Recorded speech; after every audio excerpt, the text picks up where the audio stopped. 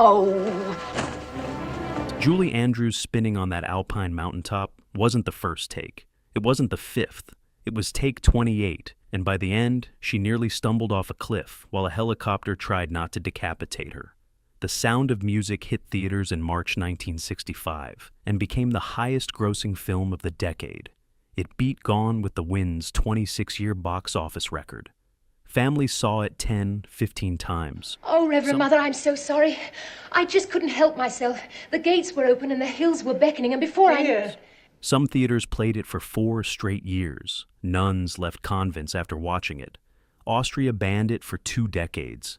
And Christopher Plummer spent 40 years calling it The Sound of Mucus. Directed by Robert Wise, starring Julie Andrews fresh off Mary Poppins, The Sound of Music turned a real family's Nazi escape into the kind of movie that made everyone want to become a singing governess in the Alps. Today we're climbing every mountain for 15 weird facts you didn't know. Hit like and subscribe to TV Time Capsule for more classic film deep dives.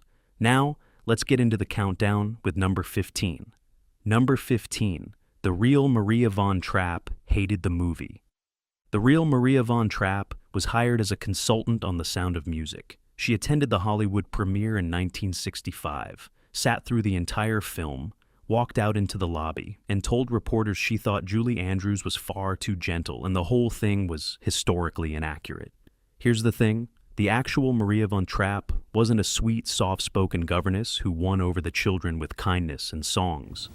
I was hoping against hope that she will say to stay here with us, because I really wanted that, you know. She was strict, occasionally harsh, and ran her family like a drill sergeant. Her own children later admitted she could be difficult. The woman who escaped the Nazis by leading her family over the Alps on foot wasn't exactly the type to twirl around singing about raindrops on roses. Maria especially hated My Favorite Things. She told anyone who would listen that she never sang that song. It wasn't hers. And she didn't appreciate being portrayed as someone who broke into spontaneous musical numbers during thunderstorms.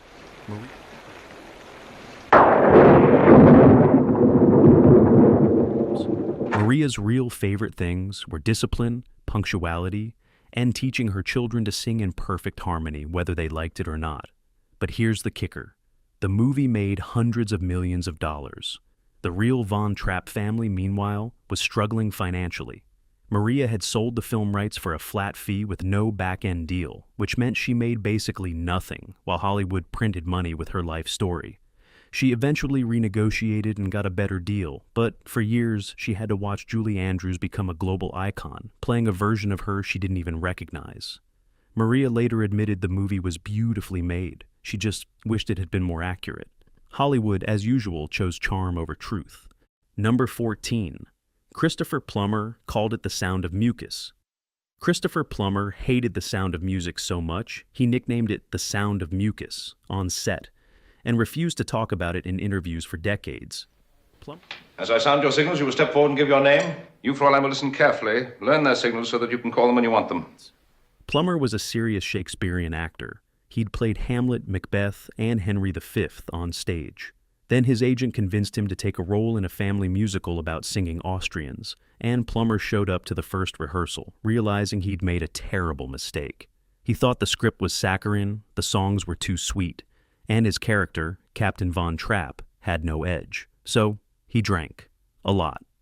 Cast members later admitted Plummer spent much of the production slightly tipsy, trying to make it through scenes where he had to fall in love with a nun while children sang at him. Plummer lobbied the screenwriter to give the captain more darkness, more complexity, maybe hint at some real trauma from losing his wife. The screenwriter said no. Captain Von Trapp was supposed to be emotionally distant, but ultimately warm. Plummer... In the morning, I shall be going to Vienna. Not again, Father. Plummer thought that was boring and kept trying to add layers that weren't in the script. Here's the twist. Plummer's disdain for the movie made him better in it. That cold, emotionally unavailable captain you see on screen, that's not acting, that's Plummer genuinely trying to distance himself from the material. The moment he softens and starts singing Edelweiss, that took 40 takes because Plummer kept rolling his eyes between verses. He spent the next 40 years dodging questions about it, calling it sticky sweet and overly sentimental. Then, sometime in the 2000s, Plummer finally watched it again and admitted, "You know what? It's a damn good movie." By then, he was in his 80s. Number 13, Julie Andrews was pregnant and hiding it. Julie Andrews filmed The Sound of Music while pregnant, and the production went into quiet panic mode the moment they found out. Andrews conceived during filming in Salzburg. She didn't tell anyone at first, hoping she could finish her scenes before it became obvious. The costume designer, Dorothy Jeekins, was the first to notice. The dresses that fit perfectly 2 weeks earlier suddenly didn't zip. Fräulein, you have managed to remember that I'm leaving in the morning. Jeekins started letting out seams every week, adding fabric panels, doing whatever she could to hide the pregnancy. The production shot scenes out of order, filming all of Andrews' mountain and outdoor scenes first when she was barely showing, then saving close-ups and interiors for later when strategic camera angles could do the rest of the work. The final sweeping shots of Julie running through the Alps singing "The Hills Are Alive," those were filmed in the first few weeks of production. The intimate scenes in the Von Trapp house, filmed months later with Andrews standing behind furniture, holding props in front of her stomach, and the camera framed tight on her face. Here's the kicker.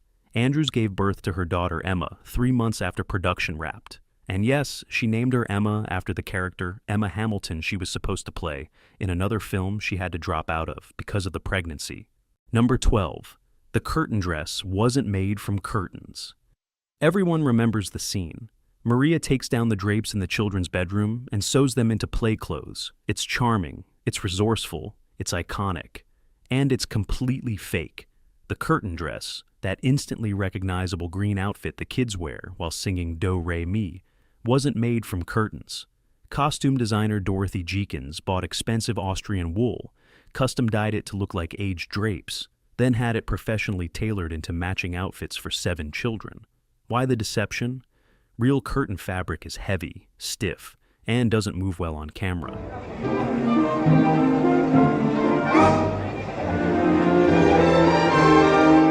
It would have made the kids look like they were wearing upholstery, which technically they were supposed to be, but Jeekins wanted flow and movement for the musical numbers. The studio spent over $15,000 on those curtain costumes in $1965.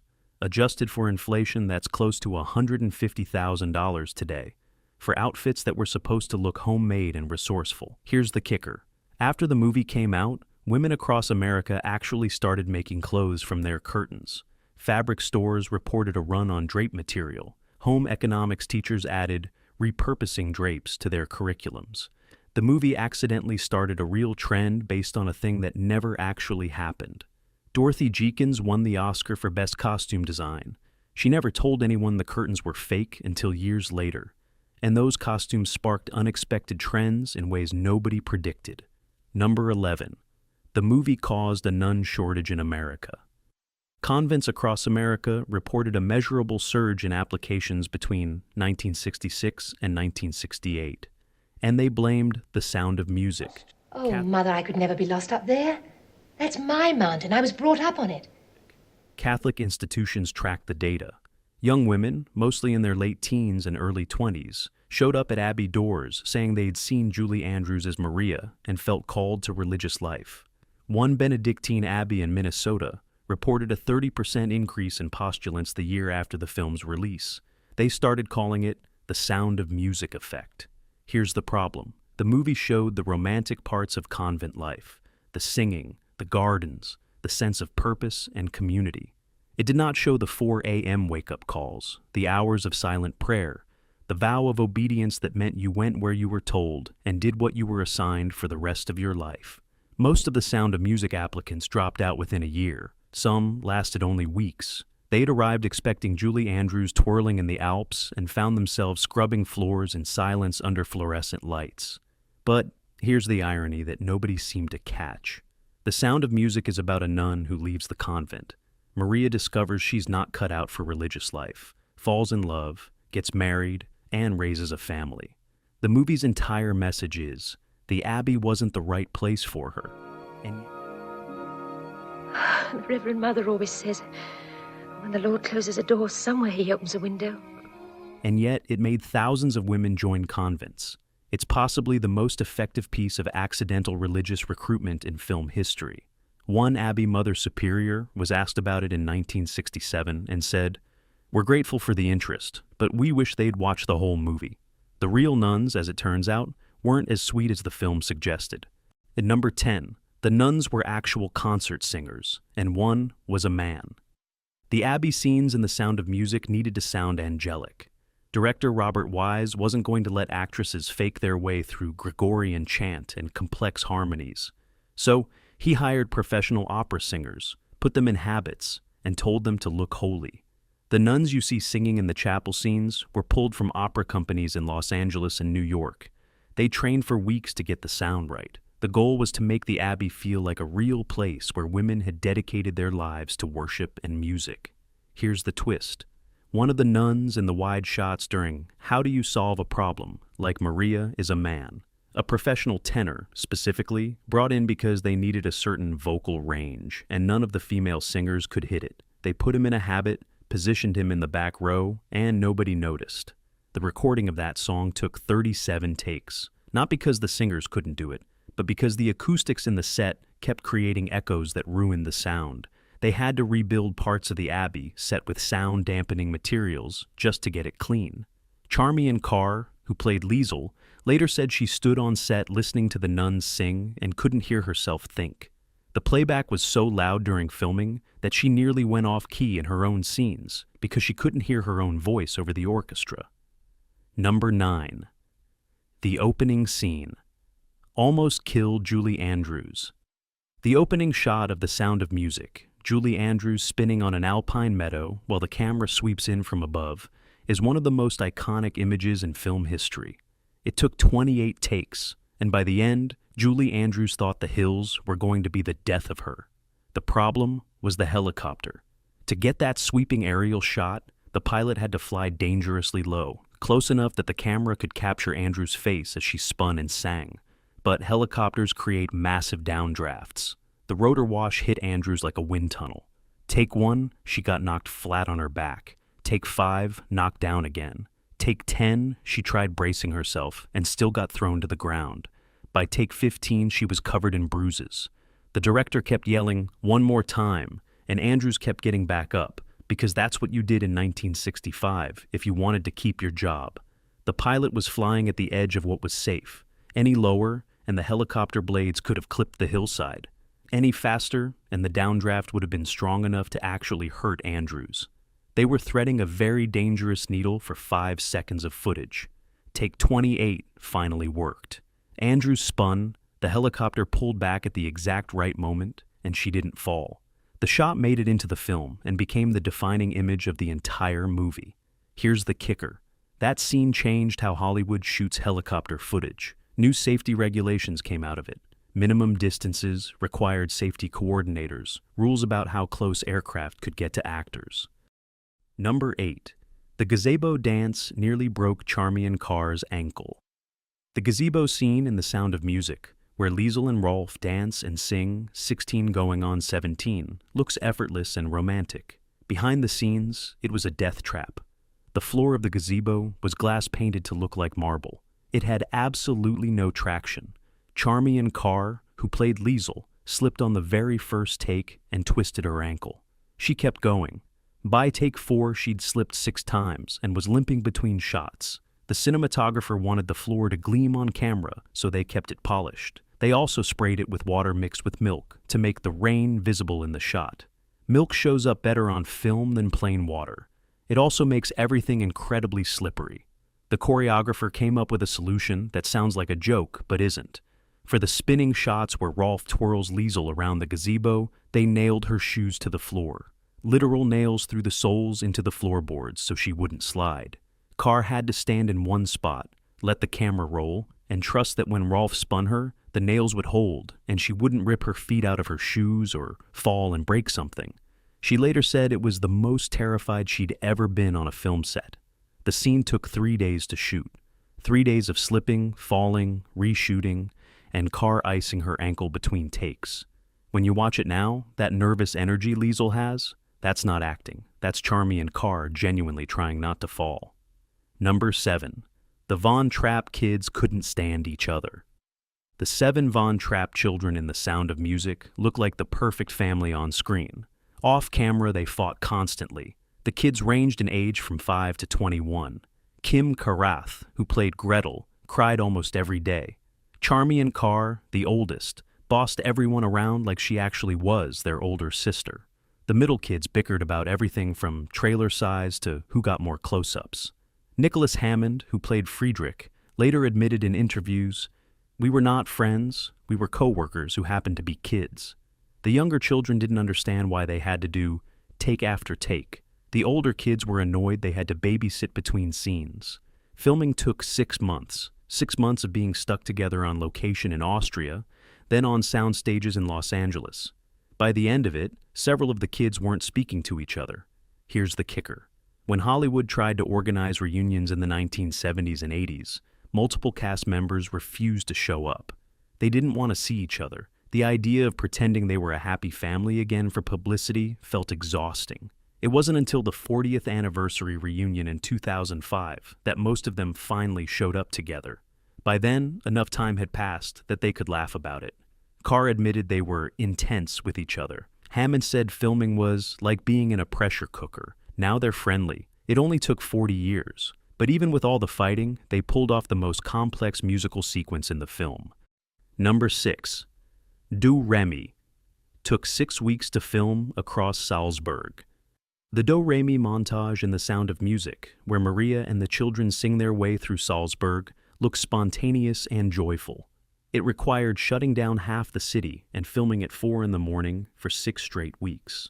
The production needed permits for Mirabel Gardens, the Pegasus Fountain, the town square, and multiple streets. They were filming in real locations during tourist season, which meant every shot had to happen before the crowds arrived. Call time was 3 a.m., filming started at 4 a.m., and wrapped by 7 a.m. before tourists flooded the area. Then they'd pack up, move to the next location, and do it again the next morning. And still, tourists photobombed constantly. People walking to work, early morning joggers, locals who didn't care that a Hollywood film crew was trying to shoot a musical number. The production had to reshoot scenes over and over because someone in a business suit would wander through the background waving at the camera. The numbers are wild. 6 weeks of pre-dawn filming to capture 5 minutes of screen time. The kids were exhausted. Julie Andrews later said it was the hardest sequence in the entire film. Not because of the singing, but because filming the same song for a month and a half at 4 a.m. breaks your spirit.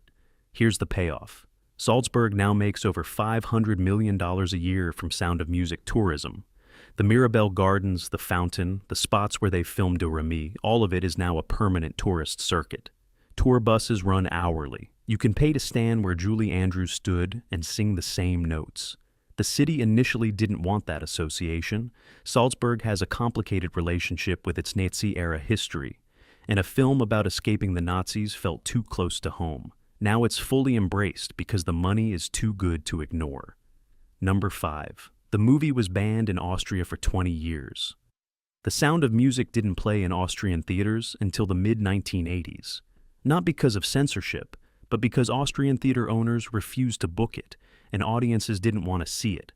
The film portrayed Austria as a nation of Nazi sympathizers who cheered when Germany annexed the country. It simplified an incredibly complex political situation into Austrians bad, Von Trapp's good. Real Austrians, many of whom had lived through the Anschluss and World War II, found that portrayal insulting. Captain Von Trapp opposed the Nazis. That part is true, but the movie didn't show the Austrian resistance movements, the people who fought back, the citizens who hid Jews and helped others escape. It painted the entire country with one brush, and Austrians hated it. So theaters quietly refused to distribute it. There was no official ban, but there didn't need to be. The movie just didn't play. If you wanted to see The Sound of Music in Austria, you had to leave Austria. When it finally premiered in Vienna in 1985, 20 years after its initial release, it flopped. Austrian audiences stayed home.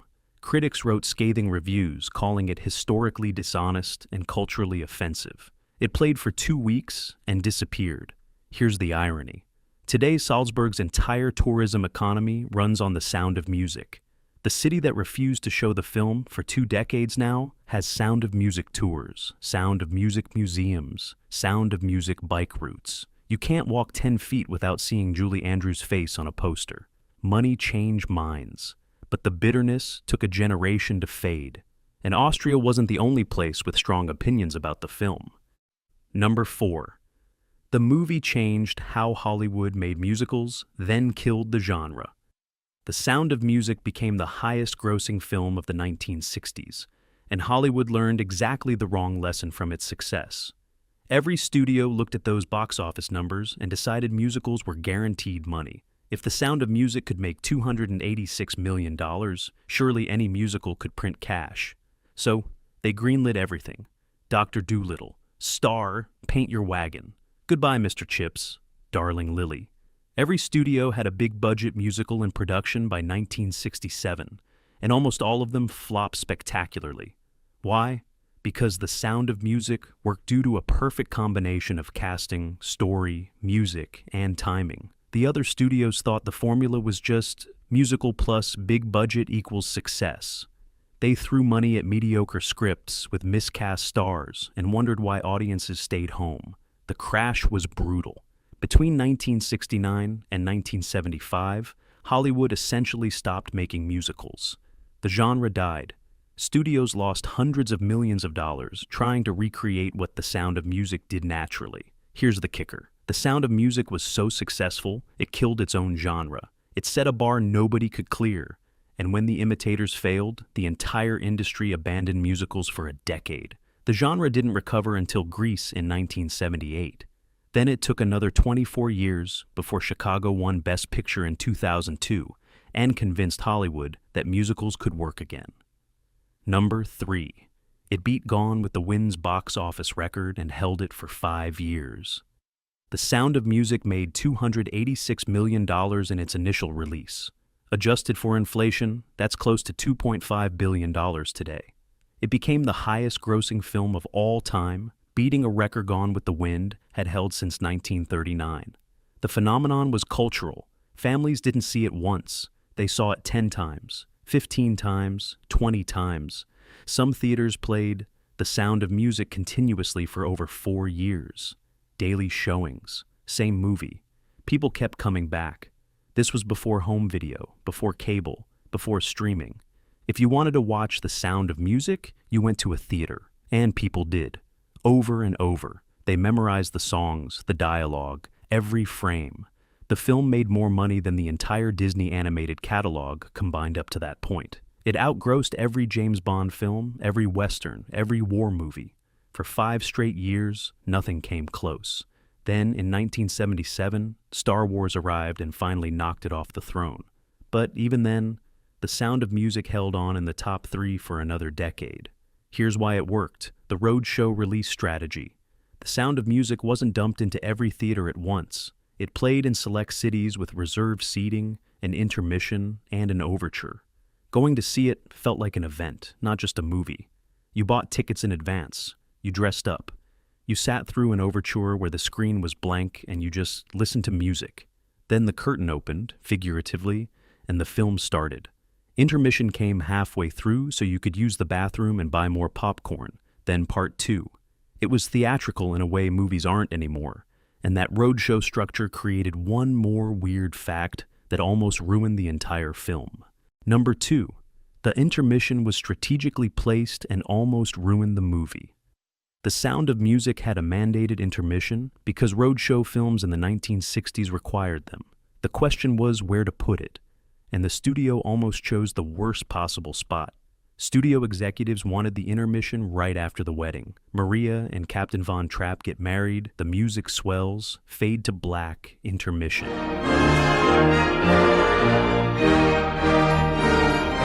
It seemed like a natural break, romantic climax, pause, then the dramatic escape from the Nazis. Director Robert Wise said absolutely not. He wanted the intermission after the festival performance, right before the family's escape attempt. The studio overruled him. They thought putting it after the wedding was more traditional, more satisfying. Wise shot it their way, then tested it. Audiences came back from intermission confused and disconnected. The break killed all the momentum. By the time Part 2 started, nobody cared about the Nazi subplot anymore. They'd gotten their happy ending with the wedding. The rest felt tacked on. Wise re-edited the film, moved the intermission to where he originally wanted it, and tested it again. This time, it worked. The wedding happened, the family performed at the festival, you saw the first hints of danger, and then intermission. When audiences came back, they were invested in whether the Von Trapps would escape. The studio backed down. Wise got his way. And now that intermission placement is taught in film schools as a masterclass in story structure. You don't break at the emotional climax. You break right before the stakes get highest. That intermission battle led to the single most expensive sequence in the entire film, and the most geographically absurd. Number 1. The escape over the Alps was geographically impossible. The climactic ending of The Sound of Music shows the Von Trapp family escaping Nazi-occupied Austria by hiking over the Alps into Switzerland. It's dramatic, it's cinematic, and it's completely impossible. Salzburg, where the Von Trapps lived, sits on the border with Germany. Not Switzerland, Germany. To reach Switzerland from Salzburg, you'd have to walk over 200 miles through Nazi-controlled territory, crossing directly through Bavaria, which was the heartland of the Nazi Party. The mountains the family climbs at the end of the film, those would take them directly into Germany, not away from it. Every Austrian who watched this movie in 1965 knew it immediately and laughed. The real Von Trapp family didn't hike over mountains at all. They took a train to Italy, which was much closer and not yet under full Nazi control. From Italy, they took a boat to London, then eventually sailed to America. No mountain climbing, no dramatic Alpine escape, just a train ticket and some very good timing. So, why the change? Director Robert Wise admitted it outright. Mountains are more cinematic than trains. He wanted a visual climax, something iconic and sweeping. A family boarding a train didn't have the same emotional impact as a family silhouetted against mountain peaks, walking toward freedom. Here's the kicker. Nobody cared.